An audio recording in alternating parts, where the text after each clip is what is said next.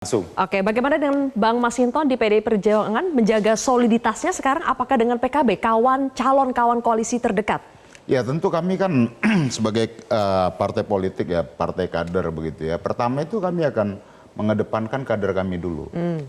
Iya kan, baik itu sebagai Jadi bukan Anies ya yang akan dikedepankan oleh PDI Perjuangan? DKI 2. Tetapi kan lagi-lagi kami juga harus realistis dengan realita politik yang ada. Gitu loh. Maka itu kan harus dikomunikasikan terus-menerus. Nah, artinya apa? Bahwa hari ini umpama ketika teman-teman PKS waktu itu mendorong cagupnya adalah Pak Sohibul. Ya, ketika kita sambut deklarasinya PKB yang sudah mendeklar Pak Anies, ya bisa juga dengan PDI kira-kira begitu. Artinya nama Pak Anies ada dalam keranjang penjaringan ya PDI Perjuangan Jakarta.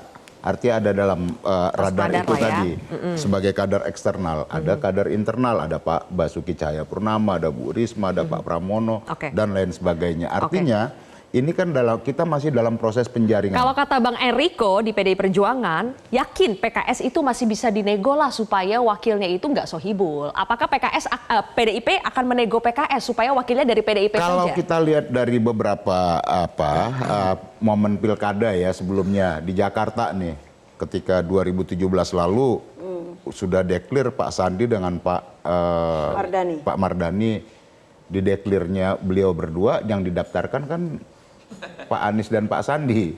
2012 lalu juga yang dideklir oleh PDI itu awalnya Pak Poke dan bukan PDI ya, Adang Darujatun. Ya Jakartanya. Malamnya yang diantarkan Pak Joko Widodo dan Pak Basuki Cahayapurnama. Jadi paket aman begitu. Itu belum fix lah ya, masih bisa dinego lah ya. Benar gak tuh? Ya menurut saya last minute nanti akan banyak menentukan itu, ya komunikasi politik nanti. Jadi benar ya, paket aman masih belum aman ya?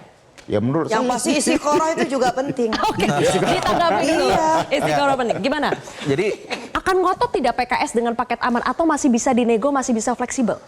Jadi dalam politik itu kita ada kalkulasi atau teori kemungkinan ya, probability. Kalau kita melihat sebagai kalkulasi secara kuantitatif nih, yang saat ini sudah punya kecenderungan atau bahkan sudah mendukung ke Pak Anies Baswedan itu paling tidak ada 4 partai kan. PKS, PKB juga sudah. PKB dulu, ya PKB, PKS, kemudian PDIP masuk keranjang ya. Dan Nasdem, Bang Surya Paloh juga santakan skor Anies nomor 1 lah pokoknya. Artinya teori kemungkinannya di sini ada sebuah konvergensi titik temu. Singkat saja, bisa dinego atau tidak soal wakil? Nah begini, kita harus bicarakannya secara rasional. Rasional dalam sisi tadi kualitatif, ya. Baik secara rasional bisa dinego tidak? Tentu kita akan bicarakan bersama. Akan bicarakan bersama. Berarti masih bisa dinego kemarin dong. Tadi hari ini Pak Presiden PKS sama Sehu mengatakan Pak Anies sebagai kandidat yang kita dukung juga harus memimpin bagaimana koalisi ini akan bisa terbentuk. Karena waktunya singkat, mohon maaf Mas Solih, saya harus sebagi ini. Mas Riza, RK jadi diusung di Jakarta atau di Jabar itu akan sangat tergantung apakah Anies maju juga di Jakarta? Kalau Anies maju pasti RK yang harus maju? Siapapun yang maju dari koalisi lain, ya kita tetap maju. Saya ingin sampaikan teman-teman PKS, kalau tetap memaksakan Anies dengan PKS, bisa nggak jalan ini. Tuh. Jadi ya kalau mau jalan gabung sama Gerindra. Baru jalan. Mau Sohibul, mau Mardani, silakan sampaikan. Jadi kalau mau jalan teman PKS, ya kan, gabung sama Gerindra. Oke, baik kalau begitu. Jadi kalau mau menang, gabung sama Gerindra. Oke, baik. Paten sekali. Sayang sekali waktu kita sudah habis nih Mbak Lulu dan Mas Adi, mohon maaf tapi sepertinya perbincangannya sudah ini ya. Perbincangannya sudah sangat mengalir, akan kita bahas lagi di episode berikutnya karena pasti akan banyak perubahan yang terjadi. Terima kasih rekan-rekan sudah hadir di Kontroversi malam hari ini. Saya Zilvia Iskandar pamit undur diri, sampai jumpa.